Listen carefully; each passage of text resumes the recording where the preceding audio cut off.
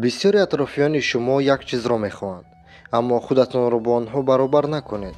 онҳо дар нокомиёшам худашонро бегуноҳ меҳисобанд, дӯст медоранд дигаронро гунаҳгор бароранд. онҳо ба тамоми қувва кӯшиш менамоянд ки шуморо қоил кунанд. шуморо, бале шуморо, ки бояд таслим шавед. гӯё ки шумо аз ӯҳдаи ин баромада наметавонед. маслиҳати ман ба шумо онҳоро гӯш накунед, бо онҳо баробар нашавед, бо чизҳои асосӣ таваҷҷӯҳ диҳед. агар оиладор, фарзанддор орзуи мақсади худро дошта бошед, пас аз пушти ҳаминҳо шавед. ҳар саҳар ба худ гӯед ки ман мехоҳам исбот кунам, на ин ки баҳона ҷӯям ва дар хатогиҳоям дигаронро баҳона накунам. ва ҳангоме ки шумо муваффақ мешавед, медонед ки онҳо чӣ мегӯянд. ин суханои онҳо шуморо ба хайрат меорад.